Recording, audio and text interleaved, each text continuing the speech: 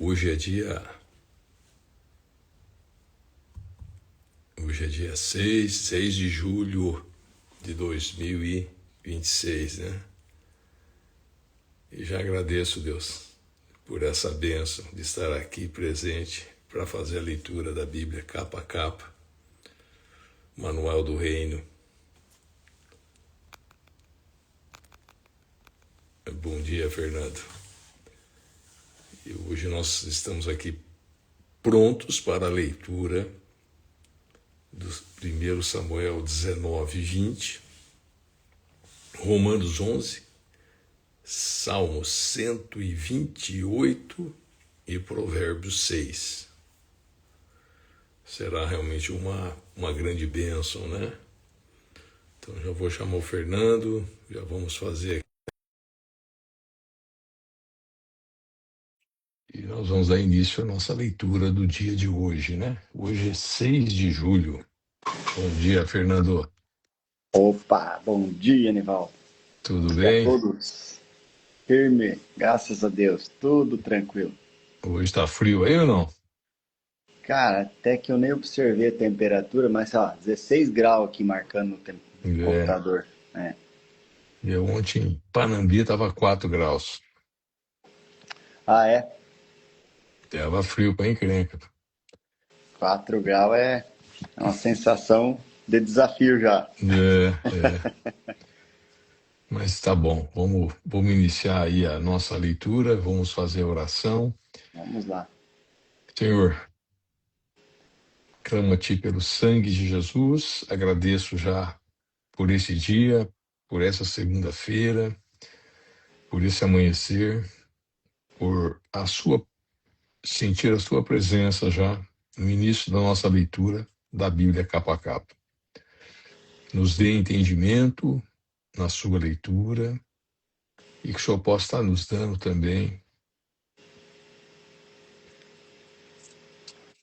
uma renovação, uma renovação espiritual, uma renovação do Teu Espírito Santo que está dentro do nosso coração, que o Senhor possa estar ativando ele, Senhor, para a gente receber uma bênção que vai nos transformar as nossas vidas. Eu oro e agradeço. Amém, Senhor. Amém. Amém. Então a gente começa aqui com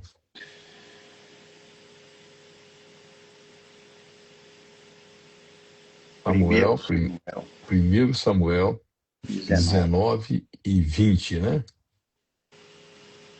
Então vamos lá. Saul persegue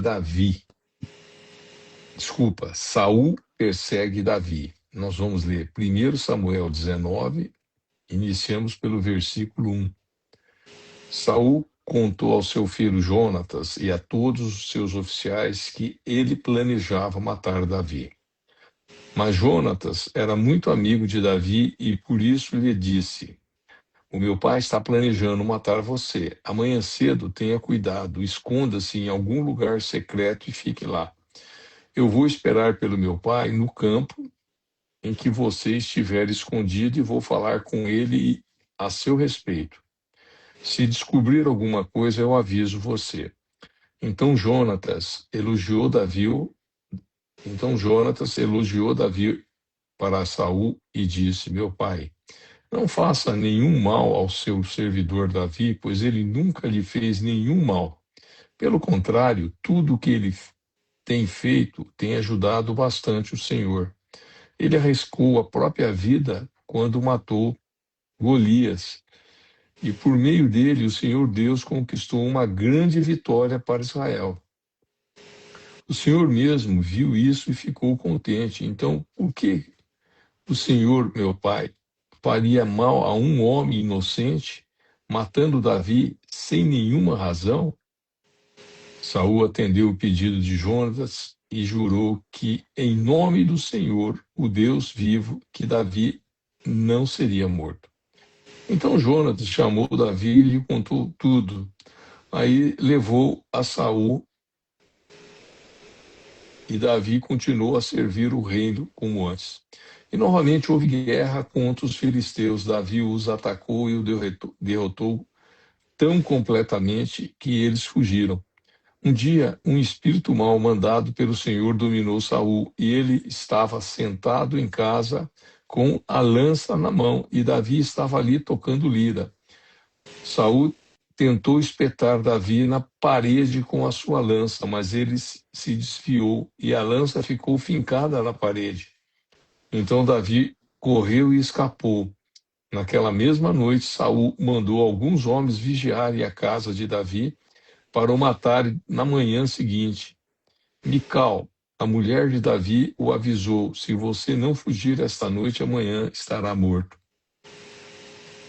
Aí ela desceu Davi por uma janela e ele correu e escapou. Então Mical pegou o ídolo protetor do lar e deitou na cama, pôs uma almofada feita de pelo de cabra na cabeça dele e o cobriu. Quando os homens de Saul foram pegar Davi, Mical disse que ele estava doente. Mas Saul mandou que voltassem lá e que eles mesmos vissem Davi. Tragam Davi aqui na sua cama, e eu o matarei, disse Saul. Eles entraram e acharam o ídolo do lar na cama e a almofada de pelo de cabra na cabeça dele. Então Saul perguntou a Mical: por que você me enganou assim e deixou o meu inimigo escapar? E ela respondeu: ele disse que me mataria se eu não o ajudasse a fugir. Davi escapou, foi para Ramá e contou a Samuel tudo o que Saul tinha feito contra ele. Depois ele e Samuel foram para a casa dos profetas e ficaram lá. Saul ficou sabendo que Davi estava na casa dos profetas em Ramá e mandou alguns homens lá para prendê-lo. Quando eles chegaram, viram um grupo de profetas profetizando e Samuel era o líder. Então o Espírito de Deus dominou os homens de Saul e eles também começaram a profetizar. Quando Saul soube disso, mandou mais mensageiros e eles também começaram a profetizar. Então mandou mensageiros pela terceira vez e aconteceu a mesma coisa. Aí o próprio Saul foi a Ramá. Quando chegou a um poço grande na cidade de Seco, perguntou onde estava Samuel e Davi, e lhe disseram que eles estavam na casa dos profetas. Enquanto Saul estava indo para lá, o Espírito de Deus o dominou também, e ele foi profetizando por todo o caminho até chegar à casa dos profetas. Lá tirou a roupa e profetizou na presença de Samuel, e ficou deitado no chão nu no dia inteiro e na noite inteira. E foi assim que surgiu o seguinte ditado: será que Saul também virou profeta? 1 Samuel 20, versículo 1. Jonatas ajuda Davi. Então Davi fugiu da casa dos profetas em Ramá e foi até o lugar onde Jonatas estava e disse: o que foi que eu fiz? Qual foi o meu crime? Que mal fiz ao seu pai para ele querer me matar? Jonatas respondeu: que Deus não permita que você morra. O meu pai me conta tudo o que faz, seja importante ou não. Ele não esconderia isso de mim. Isso não é bem assim. Mas Davi respondeu: o seu pai sabe muito bem o quanto você gosta de mim. Por isso resolveu não deixar que você fique sabendo dos planos dele, para você não sofrer muito. Eu juro pela sua vida e pela vida de Deus, ó Senhor, que estou bem perto da morte. O que você quer que eu faça? Perguntou Jonatas. Davi respondeu: amanhã é a festa da lua nova e eu deveria ir sem falta ao jantar do rei. Mas se você deixar, eu irei me esconder no campo até depois de amanhã à noite.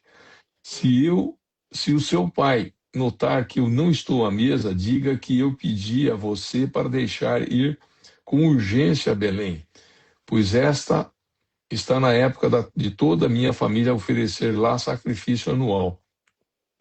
Se ele disser, está bem, eu estarei salvo.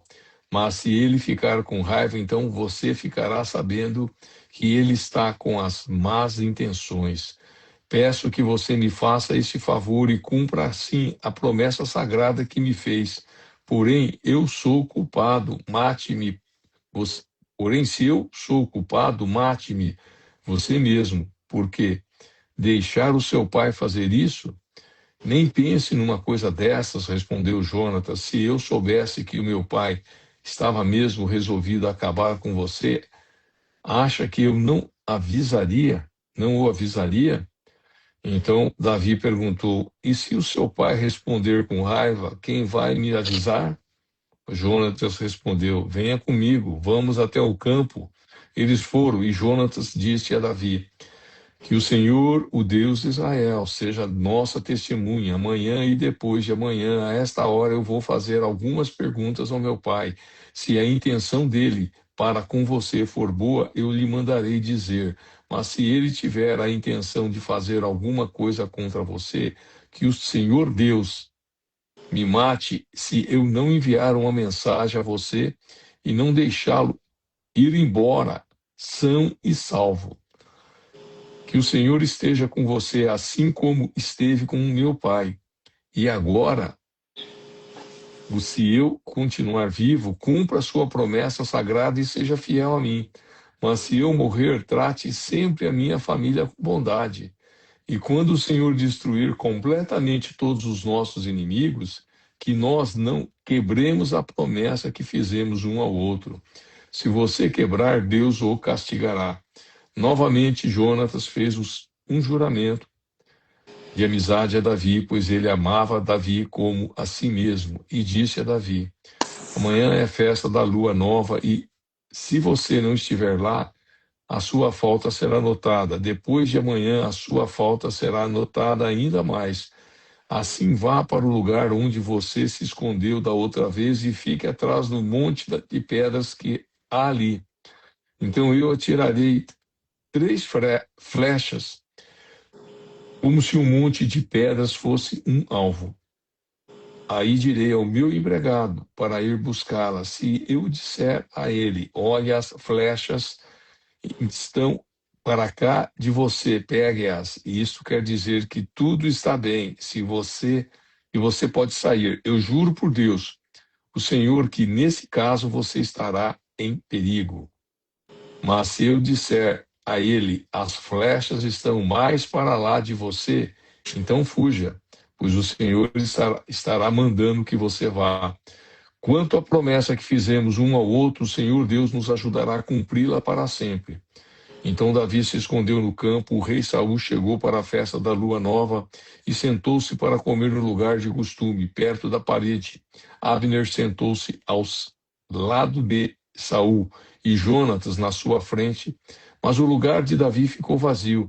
Naquele dia, naquele dia Saul não disse nada porque pensou: deve ter acontecido alguma coisa com ele, e de certo ele não passou pela cerimônia de purificação. No dia seguinte, segundo dia da festa da lua nova, o lugar de Davi continuava desocupado. E aí Saul perguntou a Jonatas: Por que Davi não veio comer nem ontem nem hoje?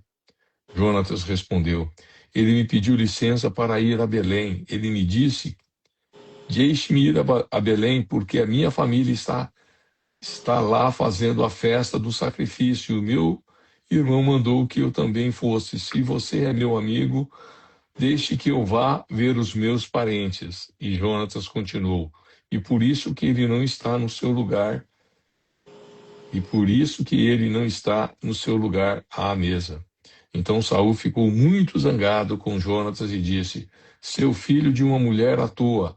Agora eu sei que você passou para o lado de Davi, trazendo desonra para você e para sua mãe. Enquanto Davi for vivo, você não será rei deste país. Vá agora e traga-o aqui, porque é preciso que ele morra.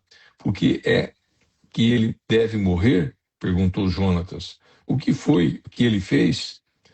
Então Saul atirou uma lança contra Jonatas para matá-lo, e assim Jonatas compreendeu que o seu pai estava mesmo resolvido a matar Davi. Jonatas levantou-se furioso da mesa e não comeu nada naquele dia.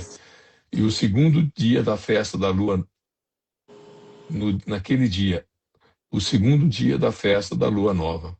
Ele estava muito sentido porque Saul tinha insultado Davi. Na manhã seguinte, ele foi ao campo a fim de encontrar Davi. Como tinham combinado, levou consigo um rapazinho e disse: Corra e vá buscar as flechas que eu atirar.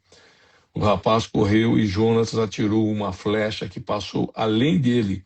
Quando o rapaz chegou ao lugar onde a flecha tinha caído, Jonatas gritou: A flecha caiu mais para lá de você. Não fique aí parado, ande logo. O rapaz pegou as flechas e voltou para perto do seu patrão, não sabendo o que queria dizer tudo aquilo. Somente Jonatas e Davi sabiam. Aí Jonatas entregou as suas armas ao rapaz e mandou que as levasse de volta para a cidade. Depois que o rapaz foi embora, Davi saiu de trás do monte de pedras, jogou-se no chão e encostou o rosto na terra 3 vezes. Então eles se beijaram se beijaram chorando. E a tristeza de Davi era maior do que a de Jonatas. E aí Jonatas disse a Davi: Deus esteja com você, o Senhor Deus fará com que você e eu e os seus descendentes e os meus cumpramos sempre a promessa sagrada que nós fizemos um ao outro. Então Davi partiu e Jonatas voltou para a cidade. Amém? Amém. Aqui a gente encerra 1 Samuel 19 e 20. Nós vamos agora para Romanos 11, que está no Novo Testamento. E o Fernando vai fazer então a leitura de Romanos 11. Isso aí. Amém. A misericórdia de Deus para com Israel. Então eu pergunto, será que Deus rejeitou o seu próprio povo? É claro que não. Eu mesmo sou israelita, descendente de Abraão e membro da tribo de Benjamim. Deus não rejeitou o seu povo, que ele havia escolhido desde o princípio. Vocês sabem muito bem que as Escrituras Sagradas dizem naquele trecho em que Elias acusa o povo de Israel diante de Deus. Elias diz assim: Senhor, eles mataram os teus profetas e destruíram os teus altares. Eu sou o único que sobrou, e eles estão querendo me matar. Que foi que Deus disse a ele? Ele disse: Eu guardei para mim 7.000 homens que não adoraram o Deus Baal. A mesma coisa também acontece agora, isto é, por causa da graça de Deus, ainda existe um pequeno número daqueles que ele escolheu. Essa escolha se baseia na graça de Deus e não no que eles fizeram. Porque se a escolha de Deus se baseasse no que as pessoas fazem, então a sua graça não seria a verdadeira graça. E isso quer dizer que não foi o povo de Israel que encontrou o que estava procurando.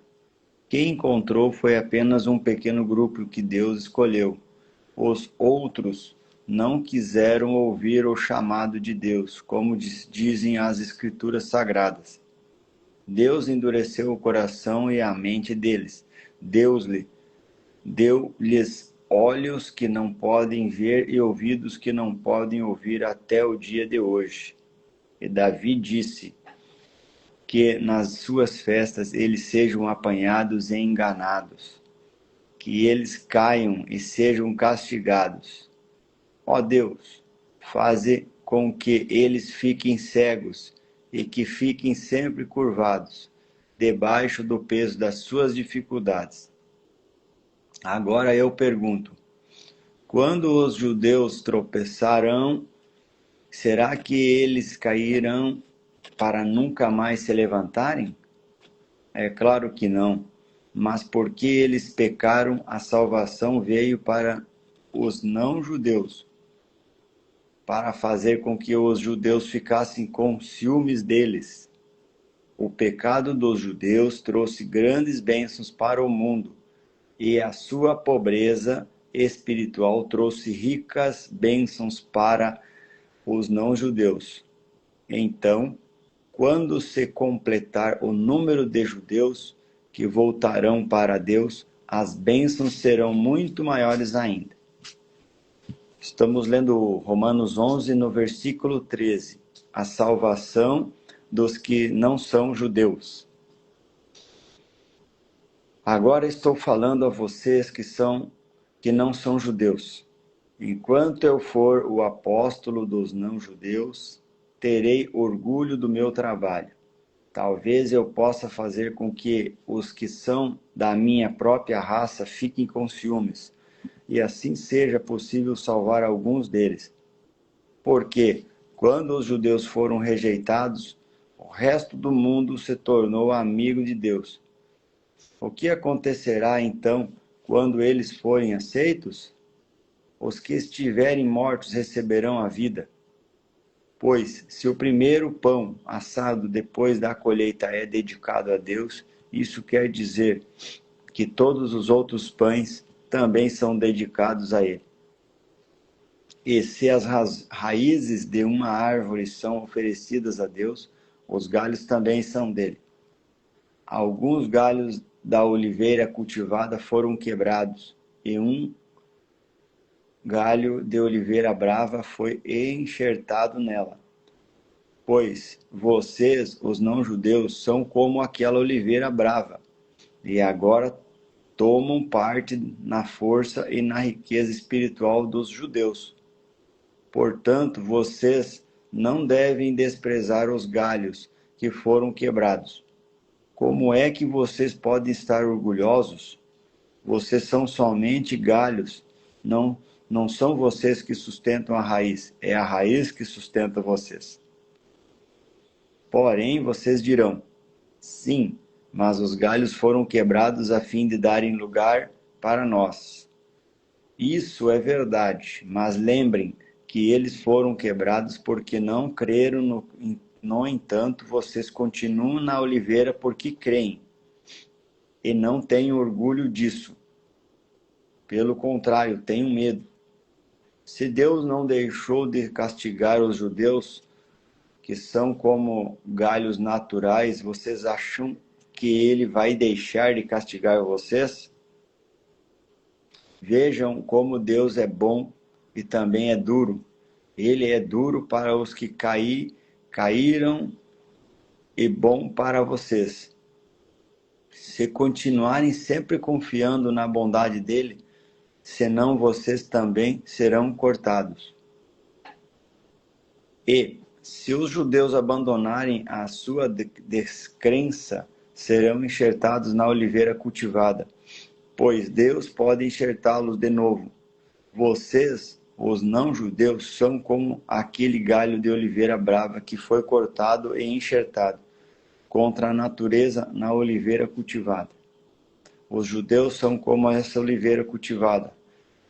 Portanto, para Deus será muito mais fácil enxertar de novo na própria árvore deles esses galhos quebrados. Romanos 11, versículo 25. A bondade de Deus para com todos. Meus irmãos, quero que vocês conheçam uma verdade secreta, para que não pense que são muito sábios. A verdade é esta: a teimosia do povo de Israel não durará para sempre, mas somente até que o número completo de não-judeus venha para Deus. É assim que todo o povo de Israel será salvo, como dizem as Escrituras Sagradas. O Redentor virá de Sião e tirará toda a maldade dos descendentes de Jacó. Eu, o Senhor, farei esta aliança com eles, quando tirar os seus pecados. Os judeus rejeitaram o Evangelho e por isso são inimigos de Deus. Para o bem de vocês, os não-judeus, mas pela escolha de Deus, eles são amigos dele, por causa dos patriarcas. Porque Deus não muda de ideia a respeito de quem ele escolhe e abençoa. Mas no passado vocês, que não são judeus, desobedeceram a Deus. Porém, agora vocês receberão a misericórdia de Deus por causa da desobediência dos judeus. Assim, por causa da misericórdia que vocês receberam, os judeus agora desobedecem a Deus para que eles também possam receber agora a misericórdia dele. Pois Deus fez com que todos se tornassem prisioneiros da desobediência, a fim de mostrar misericórdia a todos. Louvor a Deus! Como são grandes as riquezas de Deus, como são profundos o seu conhecimento e a sua sabedoria. Quem pode explicar as suas decisões? Quem pode entender os seus planos? Como dizem as Escrituras Sagradas. Quem pode conhecer a mente do Senhor? Quem é capaz de lhe dar conselhos? Quem já deu alguma coisa a Deus para receber dele algum pagamento? Pois todas as coisas foram criadas por ele, e tudo existe por meio dele e para ele. Glória a Deus para sempre. Amém. Amém. Amém, amém. Finalizamos aqui, então, através do Fernando, a leitura do livro de Romanos 11. Nós vamos aqui, então, para o devocional. Hoje é o devocional de número 128, né? E aí já passo para ele fazer essa leitura aí. Salmos 128. Recompensa pela obediência de Deus. A Deus. Feliz aquele que teme a Deus, o Senhor, e vive de acordo com a sua vontade. Se você for assim, ganhará o suficiente para viver. Será feliz e tudo dará certo para você. Em casa, a sua mulher será como uma parreira que dá muita uva e volta para a mesa. E em volta da mesa, os seus filhos serão como oliveiras novas. Quem teme ao Senhor certamente será abençoado assim. Que do monte Sião o Senhor o abençoe. Que em todos os dias da sua vida você veja o progresso de Jerusalém e que você viva para ver os seus netos. Que a paz esteja com o povo de Israel. Amém, né? Amém, amém. Então aqui nós vamos para Provérbios de número 6, lembrando que hoje é dia 6, e aqui é interessante nesse Provérbios de número 6, porque os versículos que estão aqui são 35 versículos. A sabedoria faz um alerta sobre alguns tipos de armadilhas. E aqui a gente vai ver claramente,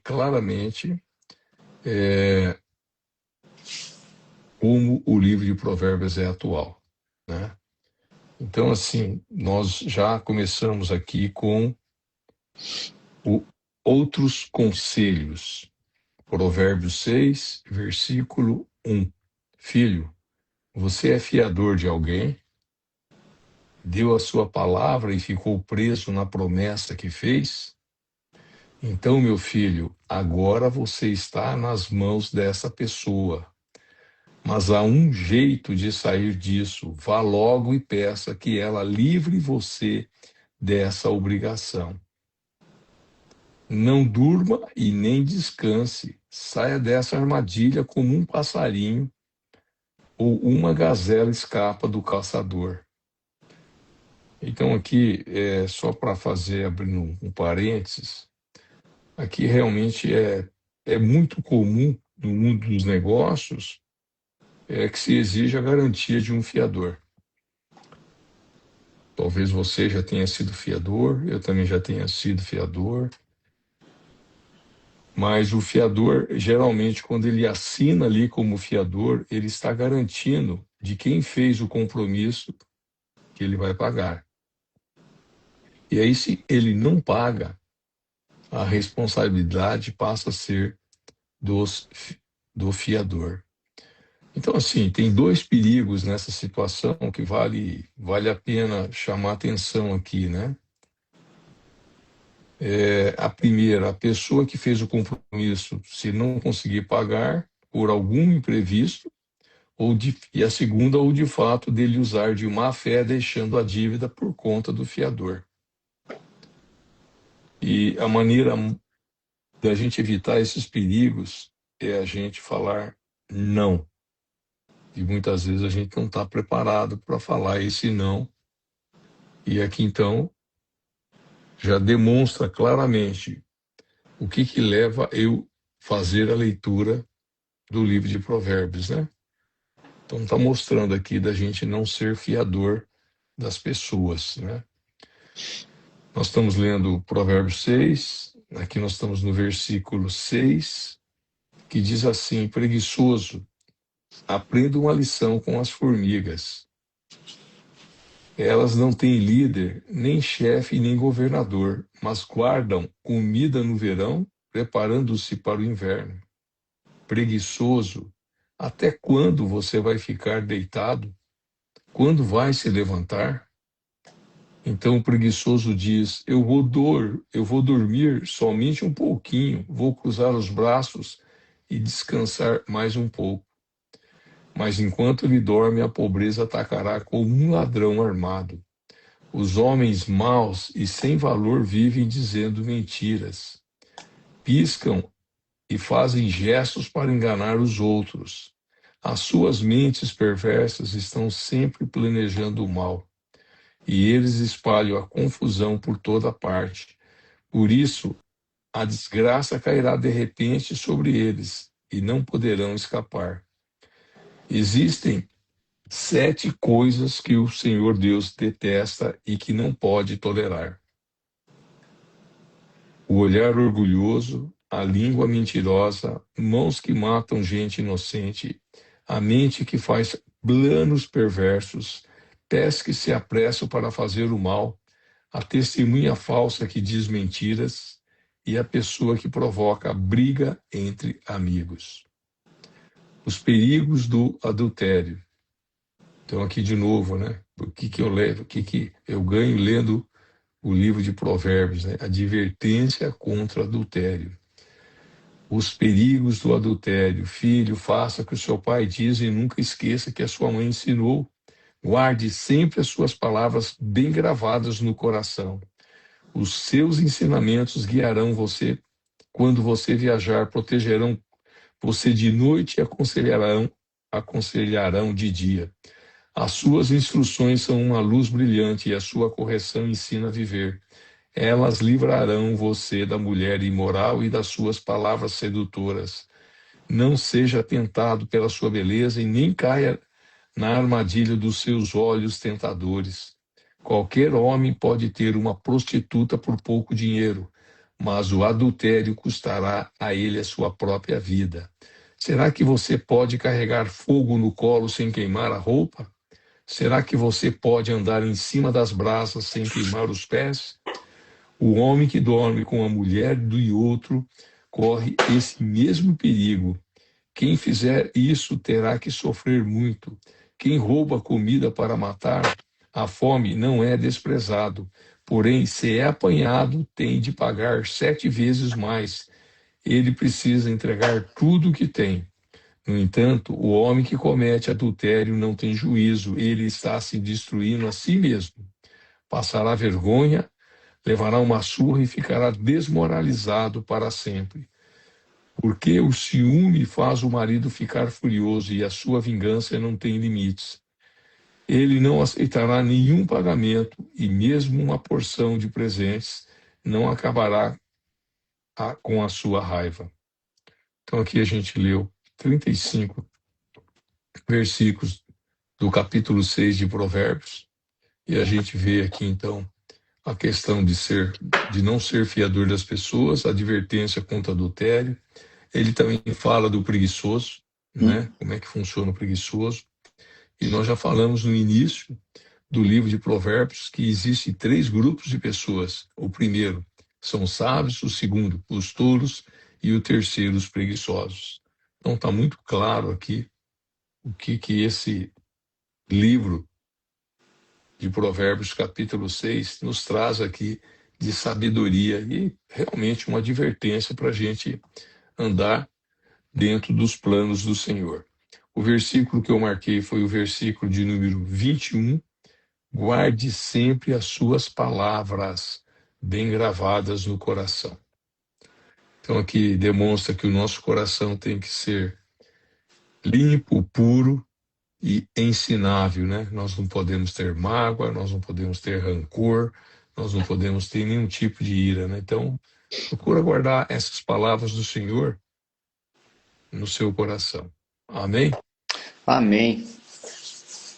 Muito bem. Então a gente vai fazer a oração para encerrar e nós estamos então iniciando aqui numa segunda-feira essa semana de grandes vitórias, de grandes conquistas que Deus realmente tem preparado para nós, né? Senhor, a te rendo graças porque o Senhor tem sido muito bom todos os dias, todas as manhãs. O Senhor realmente tem nos dado aí olhares diferentes, olhares espirituais para as tuas palavras e ensinamentos que vão ficar bem gravados no nosso coração.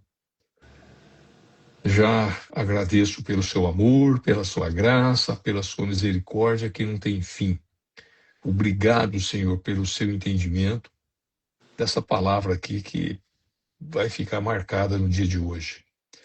Fica conosco, que o Senhor possa estar abençoando a vida do Fernando, os seus passos, que o Senhor possa estar abrindo portas de emprego, que o Senhor possa também estar abençoando a vida das pessoas que verão, que assistirão essa live aqui da jornada da Bíblia capa a capa. Essa é a oração que eu faço em nome do teu Filho amado Jesus Cristo. Amém. Amém? Amém. Amém, Nivaldo. Graças a Deus. Que o Senhor também te abençoe, viu, nos teus projetos aí. Uma semana Amém. que se inicia aí, que eu sei que você tem um objetivo aí do seu negócio aí aqui em Santa Catarina, né, do apartamento, que o Senhor Sim. coloque sim pessoas, investidores aí que possam enxergar o teu imóvel como uma grande oportunidade. Que dê Amém. tudo certo para você também, hein, meu irmão. Obrigado. E eu Obrigado, Fernando. abençoo também todas as pessoas que irão nos assistir, que o Senhor Deus esteja com todos vocês também. Uma excelente semana. Amém? Amém. Obrigado. Até amanhã. Até amanhã. Tchau. Tchau, tchau.